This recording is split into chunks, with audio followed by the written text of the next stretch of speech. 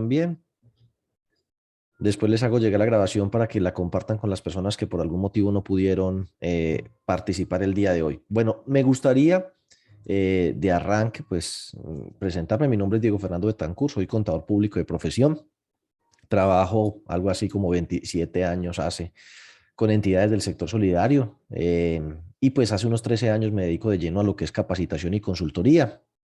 El Fondo de Empleados de la Francol es un fondo que no me es ajeno, con el que he tenido la posibilidad de trabajar desde hace un buen rato y que pues he venido siguiendo pues la evolución del fondo y sobre eso también contaré un poco hoy de principales cifras. Lo primero sea decir pues cómo estamos. Tuvimos 2 años muy duros, todo, y hablo de tuvimos es el país entero con el tema de la pandemia y las medidas pues de restricción que buscaban contener la rápida expansión del virus, pues eso afectó enormemente el crecimiento en el 2020, más o menos una contracción del 7%. No ha publicado el DANE todavía la estadística, muy pronto lo va a publicar, pero todo apunta a que vamos a tener un crecimiento como del 10,6%, que también después de un año peor, pues venimos a un año francamente pues muy, muy bueno. Eh, Tristemente, pues no hemos logrado, pero ahí vamos por buen camino, recuperar el empleo a los niveles que se tenía antes del tema de la pandemia, que de por sí no son como para echar a voladores. Teníamos desempleos de 2 dígitos, de 11, 12% en las principales ciudades de Colombia, comparativamente con otras regiones del país, pues, de Latinoamérica, descontando pues Venezuela y Haití, era posiblemente la peor tasa de desempleo y a eso súmele unos niveles de informalidad altos, cercanos al 50%. No obstante, pues ahí veníamos trabajándole a eso, no hemos encontrado el modo como país de resolver el que muchas personas no tengan ni siquiera cómo trabajar para devengar su sustento. Eso llegó a niveles escandalosos del 25%, eso es como una de cada 4 personas en intención de trabajar parado. Afortunadamente, la cosa ya va por el orden del 13%, falta todavía un poco. La incertidumbre es qué tanto nos vamos a tardar en recuperar ese empleo porque hay cosas que no ayudan. Una de ellas, dicen los analistas, no me van a odiar a mí, el ajuste del 10% sobre el salario mínimo legal mensual vigente, que ya se lo comió la inflación y el aumento de los precios por la razón que sea, pues encarece la mano de obra y bueno, y hay toda una discusión de cómo hacer, cuál es la fórmula que nos permita crear más empleo formal en Colombia. No será la única discusión que se dé durante el 2022, sobre todo porque nos afrontamos, nos abocamos a unas elecciones primero de Congreso, ahorita en marzo y luego de presidente por allá mayo, junio, no me acuerdo exactamente las fechas, y pues el modelo económico de Colombia es lo que está allí en debate y pues hay muchos temas álgidos que se tratarán, como por ejemplo la reforma pensional, la propuesta de unificar los regímenes, la reforma a la salud, este tema de las reformas laborales, las reformas económicas, pensionales y además pues un tema que nadie quiere mencionar porque no queremos volver a alborotar la gente el avispero. Francamente no sé cómo vamos a hacer como sociedad, de verdad, se los digo con toda honestidad. Nosotros tenemos que de manera seria abocar varios temas responsablemente. Uno, la reforma pensional. El hueco pensional en Colombia es de 44 billones de pesos, es decir, eso sale de las finanzas públicas cada año del presupuesto nacional. Es un rubro más grande que el de defensa, que el de educación, es casi la quinta parte, sí, más o menos la quinta parte del presupuesto nacional, todo el tema pensional. Y si uno dijera, no, pero es que con eso se logran unos niveles de cobertura buenísimos, no, los niveles de cobertura son bastante pobres y van a seguir empeorando en los próximos años. Es decir, muy pocas personas que cumplen la edad de pensión logran tener un ingreso adecuado que les permita seguirse manteniendo, viendo por sí mismos, sin ser una carga para la sociedad. Ese es un tema que hay que resolver y en el que entran muchísimos intereses y los ánimos están muy caldeados como para asumir la discusión de manera seria y objetiva. A eso súmele pues que este hueco en el Estado, más las necesidades que tiene el país en materia de inversión y demás luego del tema de la pandemia, Ni se diga, cualquiera que llegue a la presidencia seguramente le va a tocar hablar de una palabrita que nadie va a querer mencionar, así que yo solo voy a escribir las dos letras antes de que me armen un paro, me monten un retén y me quemen el carro, pero posiblemente lo primero que haga cualquier presidente aquí va a ser plantear una reforma tributaria, una reforma pensional y seguramente también reformas sobre el tema del empleo. Esperemos que encontremos la sabiduría para enderezar el camino y construir una sociedad próspera, justa, equilibrada. Dicho esto, estamos en un momento un poquito complicado, ¿no? Por las razones que sean, la mayoría de carácter internacional, los precios se subieron una cosa escandalosa. El Banco de la República tiene el objetivo de que la inflación se comporte dentro de esta banda. Yo creo que una lección que nos deja esto, y si ustedes pues aprendamos un poco del tema, es que la inflación es el impuesto más regresivo y más doloroso que hay. Es decir, una persona de ingresos altos, si el huevo sube, si el huevo baja, ahorita hay un poco de memes que dice que el que coma carne con papa lo tienen que investigar por enriquecimiento ilícito. Sí, ese es un tema en redes, en las noticias, que porque la papa está muy cara, que porque la carne está muy cara, que porque el huevo está muy caro. Y pues las personas de ingresos altos no se fijan en si la carne está cara, el huevo está caro, la papa está cara, igual la compran, no hay problema. Así que la inflación a lo que golpea más duro es a las personas de ingresos bajos porque merman enormemente la capacidad de adquirir la canasta básica de bienes y servicios para su calidad de vida. Por ejemplo, entre ellos los alimentos. Entonces la inflación es una cosa que golpea durísimo y por eso hay un Banco de la República que tiene como objetivo mantenerla contenida dentro de estos rangos. Por aquí se salió en la época de la crisis financiera mundial, por aquí se nos volvió a salir, recuerden la época del paro camionero, casi siempre aquí la inflación se dispara en momentos de agitación social, el paro camionero, hubo también un evento no propio de nosotros, sino un fenómeno de, se encareció el dólar, una cosa impresionante por la caída de la producción petrolera y el precio del petróleo, y también un verano terrible. Entonces eso subió los precios de las cosas.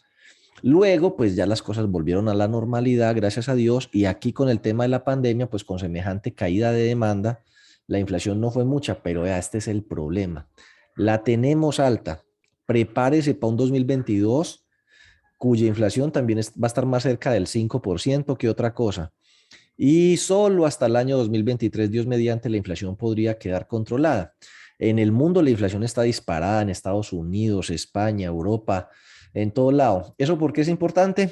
Pues porque de eso depende el comportamiento de las tasas de interés. Y entonces las tasas de interés que tradicionalmente habían estado, las tasas pasivas, el costo del dinero para los bancos o para las entidades que captan ahorros entre 4 y medio, pues el Banco de la República para mitigar los efectos negativos de la contracción en la demanda, las bajó al 1,7. Mire, estamos hablando del 1,7. Mire, aquí está, 1,7.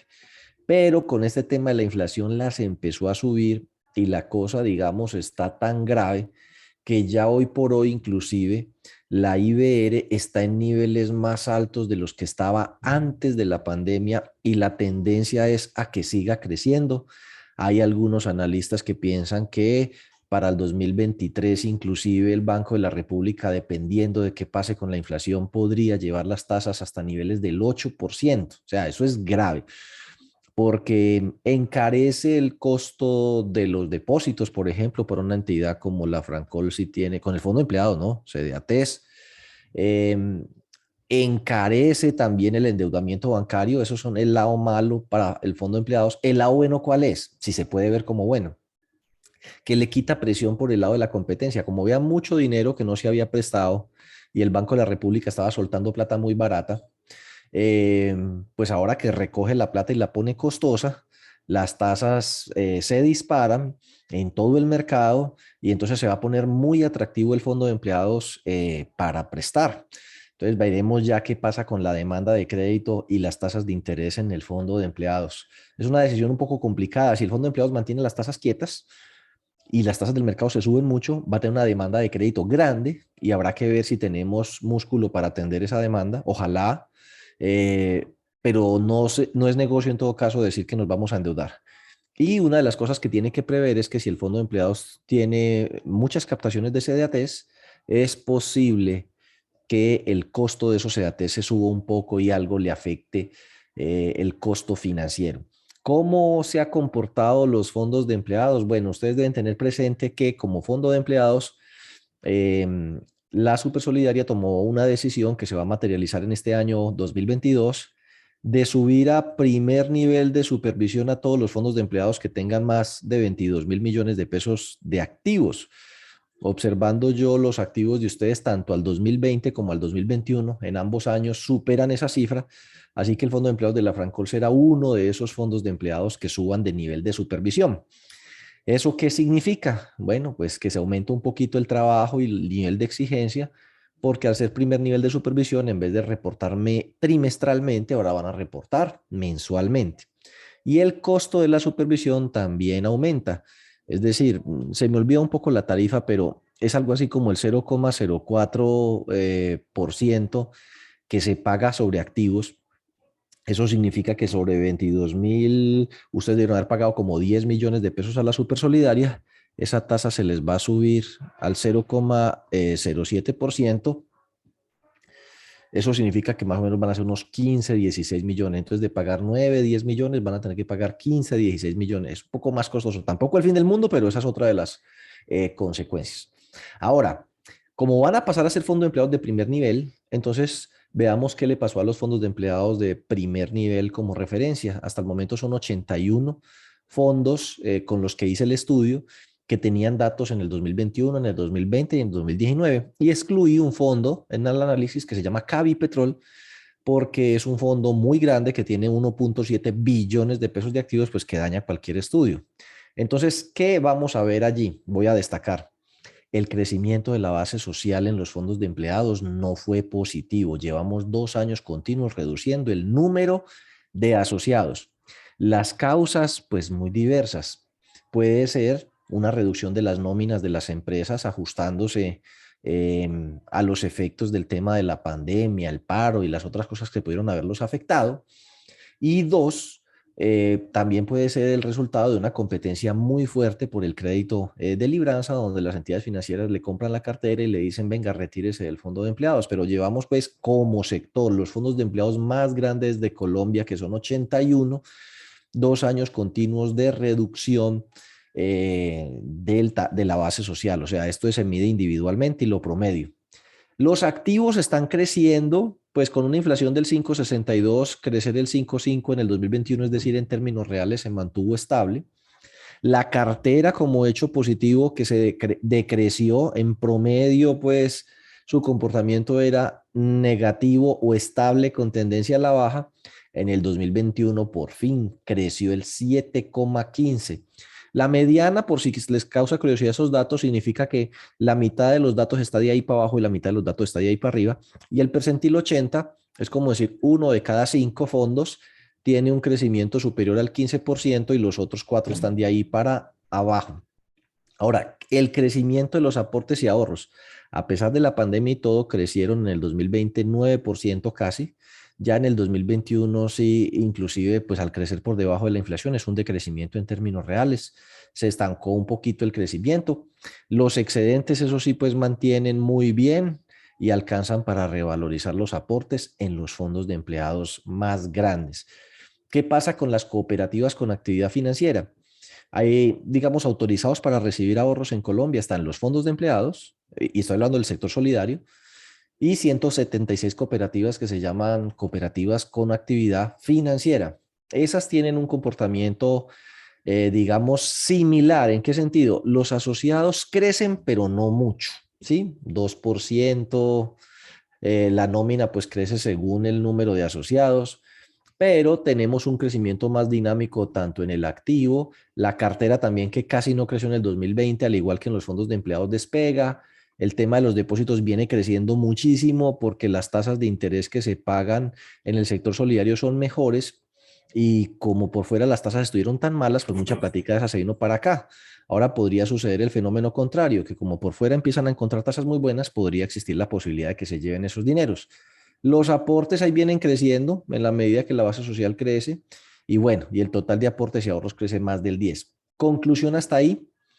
Primero, el sector solidario no se ha visto gravemente impactado por el tema de la pandemia, pero sí hay una clara diferencia entre el 2020 y el 2021. Un 2020 como estancado, un 2021 ya sacudiéndose un poco, los fondos de empleados un poco más cascados que las cooperativas de ahorro y crédito, pero ambos logrando crecer cartera, aunque en el caso de los fondos de empleados no se logra crecer la base social. Y chao, bajas tasas de interés, inclusive la tasa de la usura, mire el rebote que tuvo aquí tan rápido, ya vamos en un 2,42 luego de que llegó la tasa máxima a estar al 1,92. Eso van a caer las tarjetas de crédito, todo bueno, que aprovechó para endeudarse en el 2020, comprar vivienda, unificar cartera, maravilloso, ahorita va a ser cada vez más difícil encontrar ese tipo de ofertas. Ya vemos que todas las tasas de crédito empiezan a subir, sobre todo mire aquí esta que es consumo, claramente hay una tendencia al alza que inició hace unos meses atrás y lo mismo sucede aquí en el tema de vivienda. Y los desembolsos, pues ahí puede ver, crecían el sistema financiero, ¿no? Estos son billones, de 131 billones a 147 billones. Estamos hablando de consumo, vivienda y tarjeta de crédito, tres productos de personas naturales. Crecía a tasas del 11, del 22, se contrajo el 17% en el 2020. Mire que los fondos de empleados no les fue tan mal, mientras los bancos se contrajeron el 17, los fondos de empleados apenas como el 1%, o sea, nos fue mal.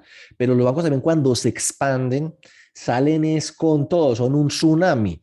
Entonces, en este año han logrado colocar 215 billones, una cifra inclusive superior a las cifras que había previas a la pandemia para un crecimiento del 45%. Solo en consumo, por ejemplo, en tarjetas de crédito, en el mes de diciembre con ese tema del día sin IVA y la gente pues enloqueció en diciembre, se agarró a comprar, entre ellos yo, 10,2 billones de pesos de consumos con tarjeta de crédito. Mire toda la serie histórica desde el 2017 para acá y va a ver que no va a encontrar un solo mes en el que se hayan consumido 10,2 billones de pesos con tarjetas de crédito. Lo más cerquita fue por acá septiembre, que donde creo que también hubo algo así como otro día sin IVA. Pero bueno, endeudarse es hacer patria porque la plática que usted se gasta, pues ayuda a impulsar la economía y supongo que eso es lo que se quiere. Pero hay que tener presente, y ya se empieza a observar en los créditos de libranza, que la tasa promedio ponderado está empezando a subir también en libranza, aún a pesar de la feroz competencia. Tenemos un dólar caro, es importante que tengan presente por si está pensando en viajar al exterior que le va a salir un poquito cara la hamburguesa, aunque las perspectivas para los próximos años es de reevaluación, o sea que de esos 4.000 pesos se va a devolver a niveles más consistentes con lo observado hasta el 2021, 3.800, 3.700 pesos. Tampoco se ilusionen con dólar a 1.800 pesos como se vio entre el periodo 2010, 2013 más o menos. Bueno, yo diría que fue una época de oro, una maravilla. Pues eso depende cómo lo vea uno, porque si uno fuera exportador le parecería horrible. Pero ahí entre el 2007 y el 2014 fueron 7 años donde salía barato comprar celular, comprar carro, pasear al exterior, porque el dólar estaba en promedio a los 2.000 pesos. Hoy estamos con un dólar el doble de caro y con tendencia a quedarse por allá en esos niveles. Tengan también presente eso. La super solidaria, pues digamos que para resumir el tema, ha venido muy activa en el tema de cambios normativos y entonces pues voy a permitirme señalar como los que mayor impacto pueden tener en el fondo de empleados para que los incorporen dentro de su análisis. Por allá en el año 2018 salió un decreto, el 962 del 2018, y estas normas estaban orientadas a algo que se llama buen gobierno. Ese código, ese buen gobierno o prácticas de buen gobierno han implicado, por ejemplo, ya creo que ustedes han dado ese paso, una reforma de estatutos que buscaba, por ejemplo, introducir buenas prácticas como las siguientes, que ya ustedes a lo mejor lo habrán notado. Uno, cuando a uno lo convocan, le informan de una vez cuáles son los requisitos para para ser parte de los órganos de administración y control. Requisitos pues que deben considerar mayores exigencias en el tema de experiencia, formación académica, capacitación, honorabilidad, sanciones, trayectoria, antecedentes, etcétera. Listo, entonces esos requisitos los va a verificar obviamente el Comité de Control Social en las postulaciones, así que cuando uno manda la información a la asamblea, dice, oiga, los que se quieran postular pueden entrar por no sé dónde, www, no sé qué, ahí está el formulario y se postula. Así que mi invitación es que si ustedes ya implementaron eso, pues a que se postulen previo a la asamblea, aunque no debería uno sorprenderse, no serían los primeros a los que les ocurra, que no hay suficientes postulaciones para llenar las vacantes o pues para elegir los órganos de administración y control. Así que hay que considerar también dentro de la reglamentación que si no se presentan suficientes postulaciones previos a la asamblea, que en el marco de la asamblea puedan hacerse esas postulaciones las que se necesitan para completar los órganos de administración y control. En todo caso, antes de las elecciones, la idea es que a las personas que van a votar se les presente un perfil de los postulados o de los candidatos a efectos de que sepan por quién están votando y una vez elegidos, pues se dé la debida publicidad, no solo acerca de todo lo que ocurrió en la asamblea, sino acerca de quienes resultaron elegidos en esos órganos de administración y control. En esos órganos de administración y control, regularmente uno encuentra personas que se repiten en el tiempo. La superintendencia, por alguna razón que puede ser entendible, quisiera que este tema rote, que se establezca que luego de una cierta cantidad de periodos, las personas deban ser reemplazadas por otras, que haya alternancia en el poder, cosa que es pues una recomendación de la OCDE y del Comité de Basilea y no sé qué, y la Super aquí copia todo eso, entonces ellos quieren más o menos como que el periodo máximo de un directivo sea 6 años y que salga y entre otro. La idea en principio suena bien, lo que pasa es que es más difícil llevarla a la práctica de lo que uno cree. Primero, uno a veces tiene miembros de junta directiva que lo hacen bastante bien y quisiera que continuaran en el cargo, pero deben tener presente que la labor de los miembros de la junta directiva les devenga o les representa un ingreso de 0 pesos. Dentro de las normas de buen gobierno, por ejemplo, está que a los miembros de la junta directiva se les puede pagar, pero quienes autorizan cualquier tipo de retribución, emolumento, como sea que ustedes lo llamen, honorarios, es la asamblea, que es la jefe de la junta directiva, y el que le pone el sueldo a uno es el jefe, no uno mismo. Entonces, si se van a pagar cualquier tipo de remuneración, emolumento o algo, eso tiene que ir a la asamblea y regularmente pues las asambleas no aprueban ese tipo de pagos. Y menos pues un fondo de empleados como el de ustedes, donde eso haría que se encarezca mucho más la gestión. Entonces, aquellas personas que acepten el reto de ser parte de los órganos de administración y control deben saber, lo primero, 0 pesos, 0 pesito rayado. Lo segundo, no hay ningún tipo de prebenda, no sé si se escribe prebenda así, discúlpenme que puede que me equivoque, ni privilegio, ni excepción, eh, sí, nada, nada, nada, nada. Usted va a ser inclusive como cualquier asociado, aunque la verdad inclusive hasta se perjudica porque si fuera cualquier asociado, sus créditos los podría aprobar, por ejemplo, el comité de crédito o la gerencia según sus atribuciones. Pero como usted es de la junta directiva y tiene algo que no tienen los demás asociados, que es el poder de nombrar el gerente, removerlo, el poder de reformar el reglamento de crédito, el reglamento de ahorro, el reglamento de los fondos sociales, aprobar las inversiones, los gastos, el presupuesto, la estructura. Entonces siempre existe dentro de esas prácticas de buen gobierno o normas de buen gobierno el riesgo de que ese poder, como ocurre muchas veces en Colombia, sea utilizado para favorecerse a sí mismo. No estoy hablando del caso de la Francol, sino en general. y por eso exigen que los créditos de miembros de junta directiva tengan que ir a la misma junta directiva y deben ser aprobadas por las cuartas, quintas partes de los integrantes sin que pueda votar la persona objeto del crédito. Entonces, por un tema de transparencia, de buen gobierno, ese tema de los créditos, por ejemplo, tiene que ir allá. Y existe la obligatoriedad de un seguimiento más especial y de una revelación de las transacciones, eso lo vamos a llamar partes relacionadas. Aquellos que ostentan el control de la organización en la junta directiva, representante legal, comité de control social, las operaciones que se hagan con ellos se tienen que revelar, no necesariamente individualizadas, sino como un todo, en las notas a los estados financieros y se debe señalar si esas operaciones tienen algún tipo de tratamiento diferencial y si no, hay que decirlo. Es decir, dejar constancia de que dentro del desarrollo del objeto social, los miembros de junta directiva y representante legal pueden desarrollar operaciones con el fondo de empleados, pero estas se hacen en las mismas condiciones que los reglamentos establecen para el resto de los asociados sin ningún privilegio y señalar cuáles son las operaciones que tienen activas y pasivas.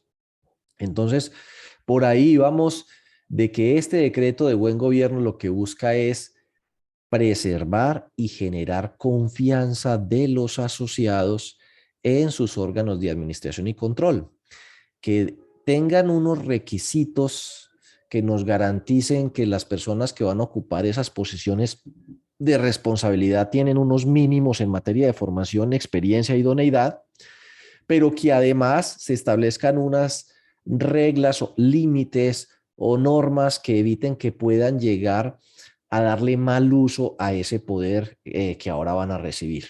Entonces, como pueden ver ustedes allí, a veces no es fácil conseguir las personas con el perfil, con los requisitos, y a veces lo que sucede es que no es fácil conseguir las personas con el interés y la motivación sabiendo que no van a obtener ninguna ventaja y que por el contrario asumen una nueva responsabilidad que les implica destinar algo de tiempo libre de su familia o que podría dedicarlo a otra cosa al fondo de empleados. Tengan presente que si todos queremos un mundo mejor, alguna labor desinteresada por la comunidad es necesario hacer. Y yo pensaría que esto es la oportunidad de que ustedes puedan, al menos durante un periodo más, hacer algo que más allá de hacerlo por mí, lo estoy haciendo por todos. No sé si alguna vez ustedes han tenido invitados en la casa. Eso es bien jodido, bien fregado. Llegan a uno, le revuelcan la casa. Y digo pues no de mala leche, sino que pues es una fiesta, es una invitación, es una atención. Entonces pues se mueven las sillas, se mueven los platos, se mueve todo para allá y para acá, pisotean por todo lado. No porque sean malos invitados, sino porque esa es la dinámica de una reunión. Y entonces prendemos el asador y hacemos el asado. Eso sale uno gastando plata de comida, de todo, ta, ta, ta, ta, ta. Y al final sucede que todo el mundo quedó contentísimo, feliz, se comieron todo. Es más, para uno no alcanzó la carne. Uno dice, no, yo después, más tardecito, como cualquier cosa por ahí, pero que al menos para los invitados alcancen. Y uno dice, bueno, uno, ¿por qué hace esas cosas, no? Invitar gente a que coman de cuenta de uno, beban de cuenta de uno, le vuelvan la casa patas arriba. Y al final uno habla con la señora y dice, oiga, no, pero la gente pasó como bueno, ¿cierto? Y digo, sí, sí, la verdad, todo nos salió perfecto. En nosotros está ese deseo de compartir, de la solidaridad, de ayudarnos. Yo creo que eso también es muy humano.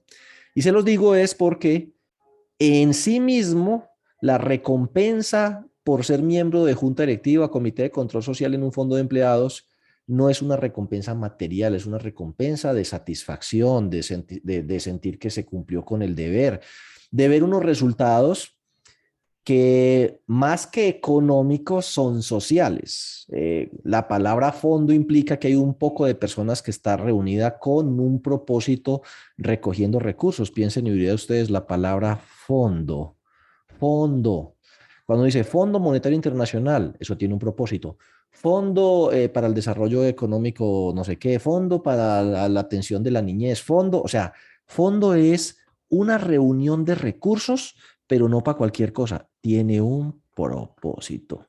Y nosotros tenemos un fondo que se llama Felafrancol y no es cualquier fondo, es un fondo de empleados. Y entonces uno diría, entonces, ¿con qué propósito un empleado podría ahorrar? Bueno, pues un empleado debería ahorrar para lo previsible y lo imprevisible. ¿Qué es lo previsible? Pues que uno podría llegar a salir de vacaciones, que le llega la Navidad, que le llegan las matrículas de los pelados, que se le vencen los impuestos, que se le vence el SOAT.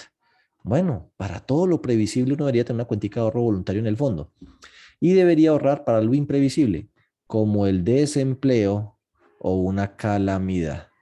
Entonces, los aportes y ahorros permanentes son el ahorro para lo imprevisible. Inclusive si usted es tan de buenas que en el tiempo no se le presenta nunca que le den el bono, vos no trabajas más con nosotros, o una calamidad, o que uno no haga bien las cuentas y se sobreendeude, puede llegar al momento de que esto sea parte de su plan de retiro. Muchas personas no tienen presente que si usted tiene un ingreso de 4 millones de pesos y está acostumbrado a vivir con él, cuando se pensione la cosa tiende a ser más de 2 que de 3.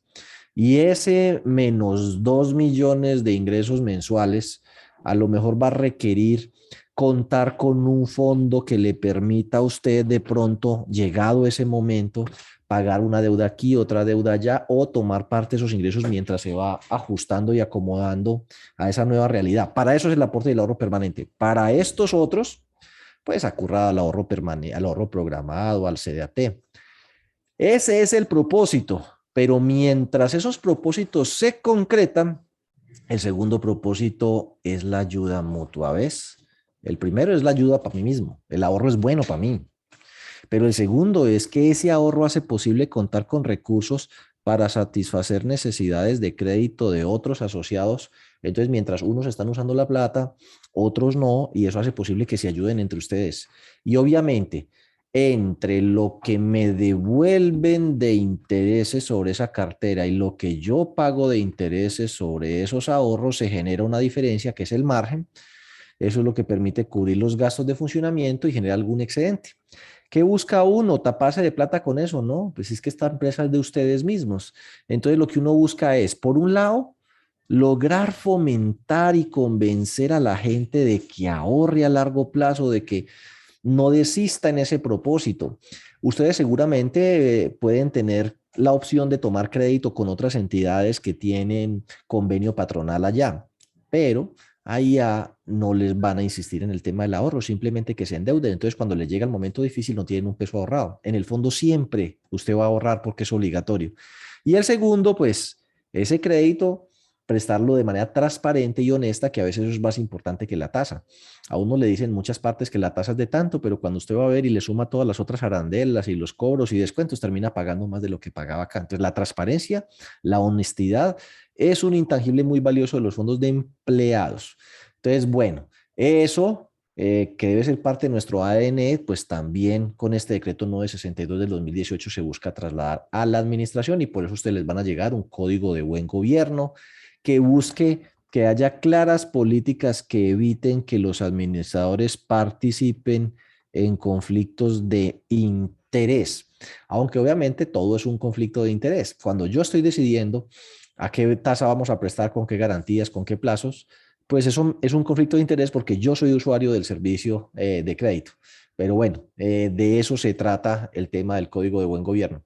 Deben saber además que durante el año 2021 la circular básica contable y la circular básica jurídica, que son las dos grandes normas que rigen la forma en que la Superintendencia de Economía Solidaria vigila, instruye, controla, orienta a estas organizaciones, se modificó en el 2021, se modificó.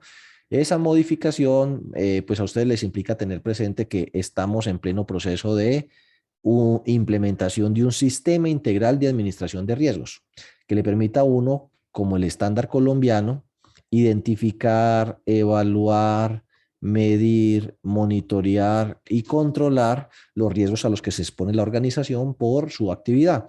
Entonces, por ejemplo, identificar en crédito, ¿qué me puede pasar? Pues no sé, que alguien no me pague porque no tiene con qué. ¿Qué tan probable es eso? Esa es la evaluación y qué tan grave sería. ¿Cómo lo voy a medir? Bueno, voy a evaluar capacidad de pago, solvencia, hábitos de pago, garantía y le voy a mirar estas cosas. ¿Cómo lo va a monitorear? Bueno, vamos a mirar el índice de calidad de cartera. ¿Cómo lo vamos a controlar? Vamos a establecer límites, instancias, montos máximos.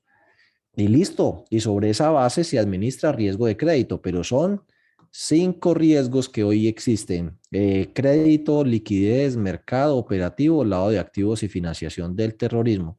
Sobre este de lavado de activos, crédito y liquidez, hay unos estándares de obligatorio cumplimiento para este fondo de empleados.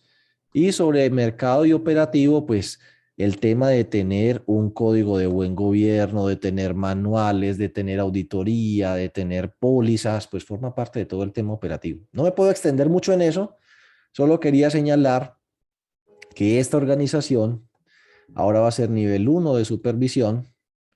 Eso hace que el tema del sistema integral de administración de riesgo sea pues más exigente, pero también es bueno, véanlo por el lado bueno, y es que nos garantiza que a medida que la organización crece, crece también su organización interna, sus mecanismos de gestión de riesgos, porque aquí lo que se trata es de preservar la confianza y la capacidad que tiene la organización de que cuando el asociado por algún motivo se quiere ir, sus recursos se le van a devolver.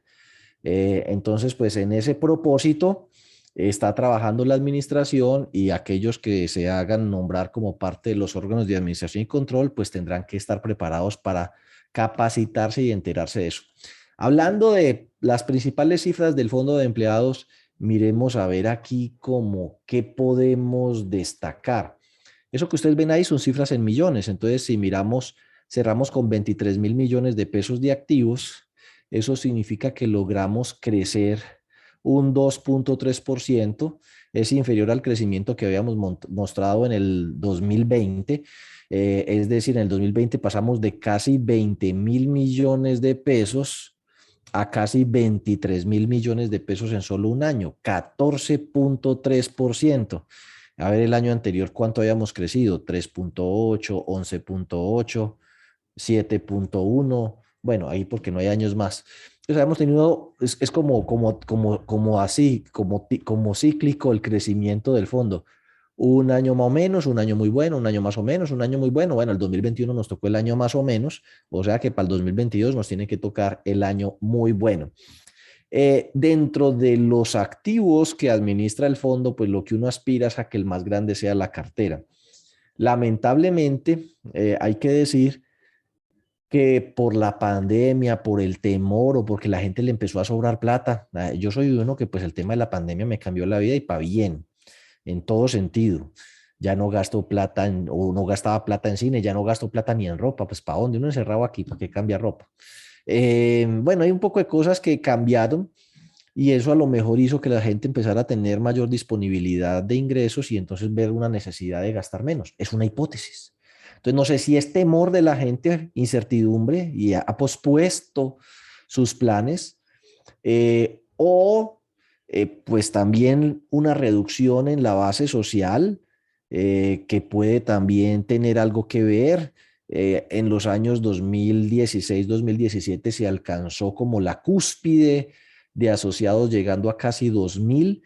Bueno, los movimientos empresariales, los ajustes en la nómina, pues han hecho que el número de asociados se reduzca así pues como desde los casi 2.000 a los 1.630 estamos hablando de una reducción en el número de asociados de 368 respecto al punto más alto en el 2017, es una contracción del 18 y respecto a este año pues tenemos una contracción del 6,8 que insisto, no es un fenómeno que no estemos observando en otros fondos de empleados también muy grandes, que fueron los fondos de empleados de nivel 1 que les mostré.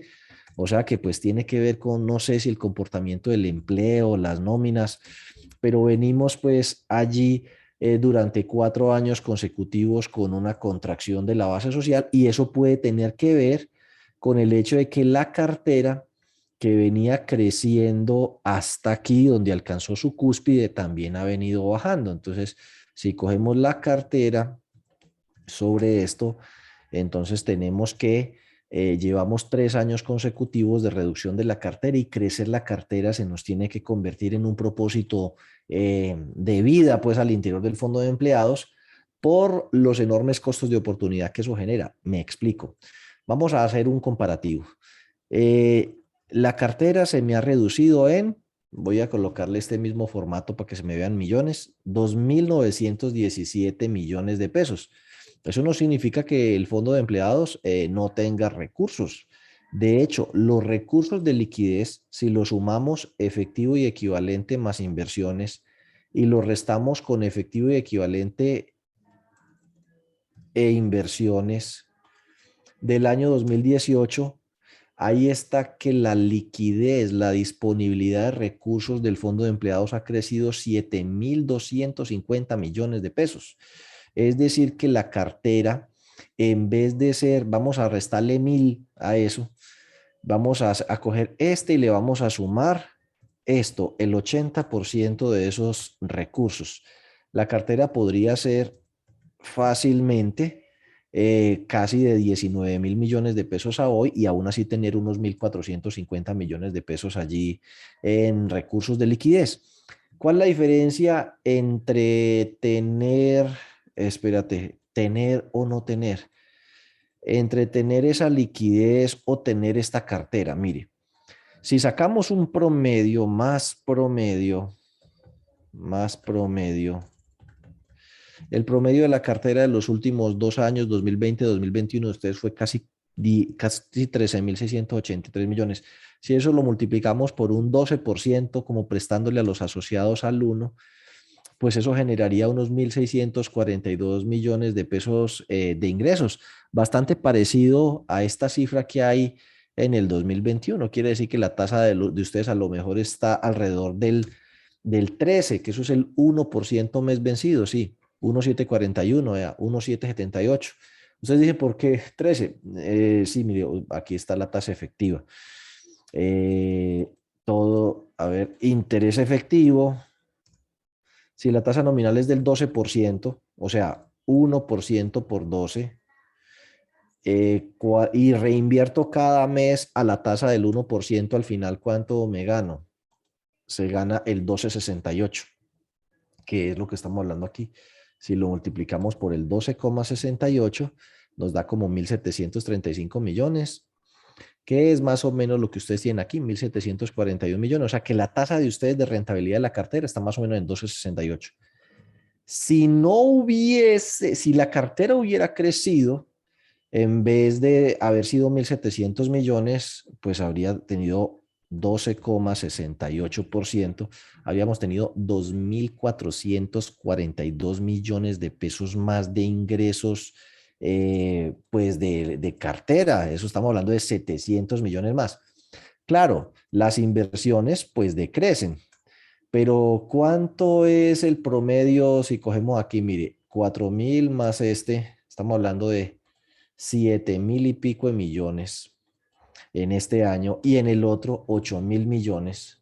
Entonces, si sacamos un promedio, en promedio tuvimos recursos por 7.741 millones de pesos con las tasas del 2020 y 2021 que a duras penas no creo que hayan ni siquiera llegado al 2%, pues eso produce 150 milloncitos. Entonces cojamos esto, estos 5.800 millones, que es lo que me armó.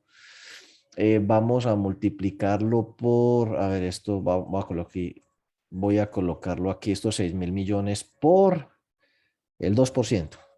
Entonces voy a dejar de recibir ingresos por 124 millones, porque en vez de tenerlos en inversiones, los voy a mover para cartera. Inclusive si quieren puede ser optimista, les voy a colocar una tasa del 4%, que no creo. Voy a dejar de recibir 247 millones, pero voy a recibir 750 millones de intereses de cartera. Estarían hablando pues de una cifra de excedentes muy superior a la que tienen en este momento, de casi 500 millones más de excedentes. Entonces, pues recomendación, opinión, propaganda mía. Creo que hay que, pues, de parte de todos los que están aquí y ustedes que actúen como multiplicadores, revisar bien cuáles son sus proyectos, sus metas, digo pues a nivel personal los asociados, y si para esos proyectos y metas el crédito es parte de lo que necesitan, el fondo de empleados tiene los recursos, y si usted va a pagar una tasa muy parecida aquí o en otro lado, pues sepa que cuando usted paga en el fondo de empleados, parte de esos recursos se le devuelven convertidos en beneficios a usted y a los demás asociados. Entonces, entre dos ofertas que usted tenga muy parecidas, el fondo de empleados con otra, mi invitación es a que ustedes prefieran el fondo de empleados y a que le Que hay trabajen un duro asociado que se llama así, huevito, a ese tema del crecimiento de pero la no es cartera. Sánchez. Ese tiene que Ve, ser papi, uno de los creo que es objetivos. Rodríguez.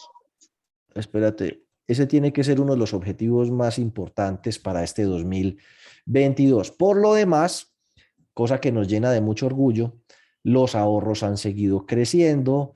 No sé cuáles sean esos ahorros que más crecen, pero estamos hablando de que si cogemos y sumamos aquí el total de recursos, lo que tenemos en ahorros más lo que tenemos en aportes, el valor de la plata que los asociados han guardado en este fondo con propósito es 22.000 millones de pesos.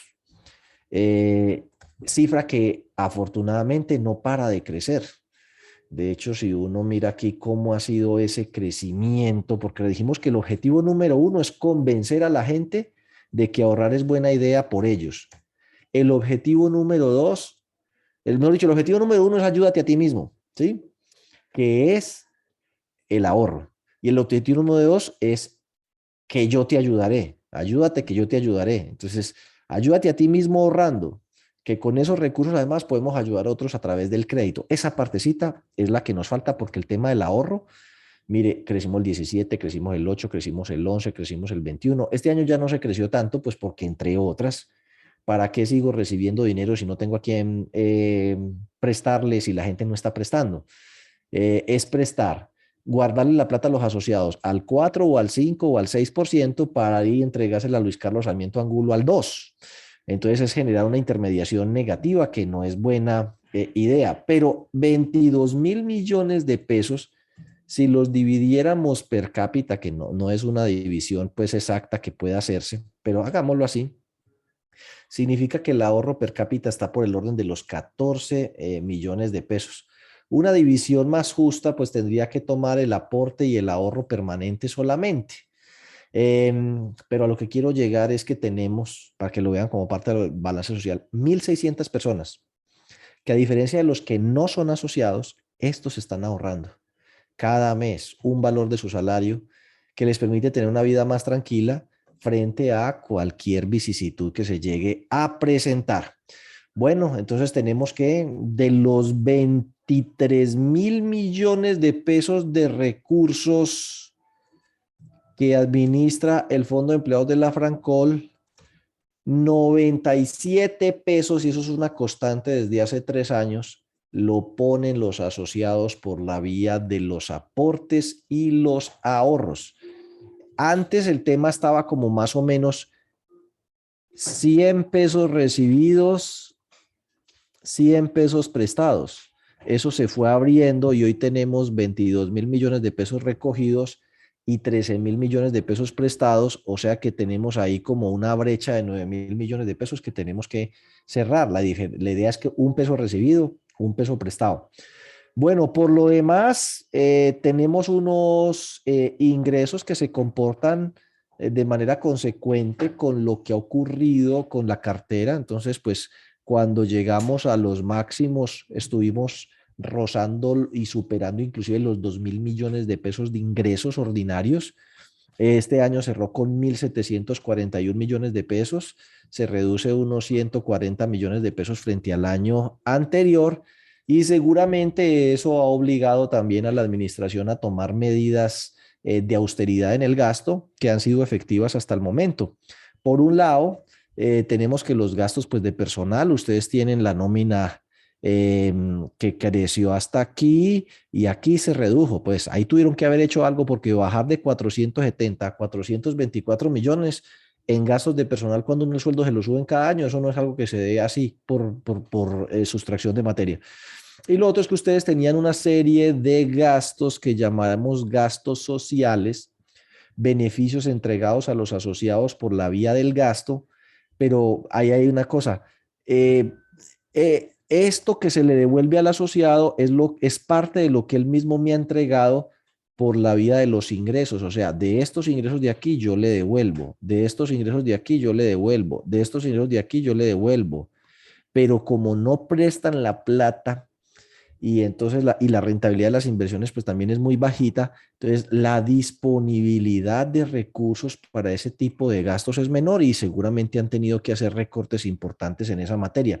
Mire, si cogemos de 2.100 millones de ingresos ordinarios en el 2019 a los 1.700, estamos hablando de que se ha caído esos ingresos por intereses de cartera en casi 387 millones, que coincide casi que de manera exacta con el valor que se ha reducido el retorno de beneficios en función del gas del asunto. Entonces, ojalá uno pudiera llegarle con ese mensaje a todos los asociados y decirles a quién le está dejando usted su platica, porque uno dice, a veces buscando ahorros pequeñitos hago enormes daños al interior del fondo de empleados.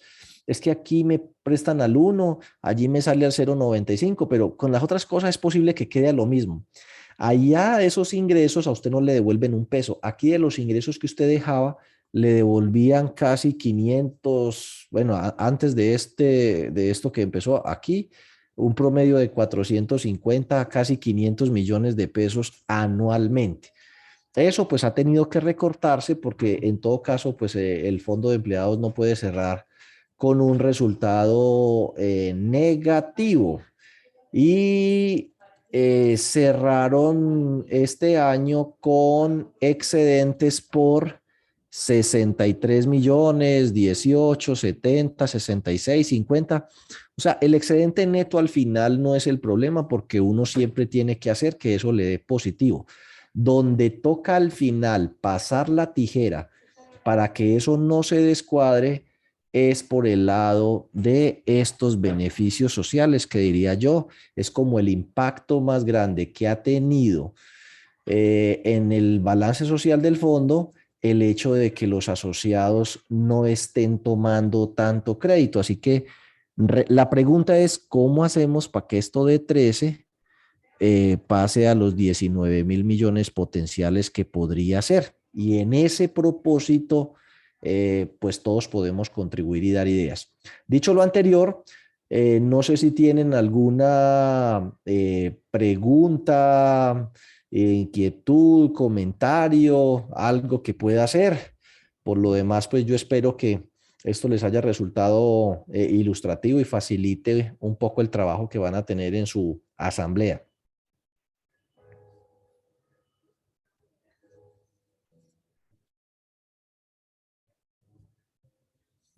Bueno, no, doctora Claudia, pues agradecerle que me haya dado la oportunidad de compartir con sus delegados una vez más, virtualmente en esta ocasión, lo cual resulta muy cómodo cada uno desde su casa pudiendo atender estos compromisos. Ya nos veremos en otra ocasión personalmente para tomarnos un tintico. Claro que sí. Muchísimas gracias a todos por su tiempo en casa, haberlo compartido con nosotros. Ha sido bastante sustanciosa la sesión, muy clara, muy completa, toda nuestra trayectoria y lo que ha pasado en estos 2 años de pandemia. Muchísimas gracias, Diego. Muchas gracias a Bueno, no, todos y una hasta feliz luego. noche. Éxitos, Nos cuídense. vemos mañana para los delegados en el simulacro. Gracias. Chao. Hasta luego. Muchas gracias, hasta luego. Doctora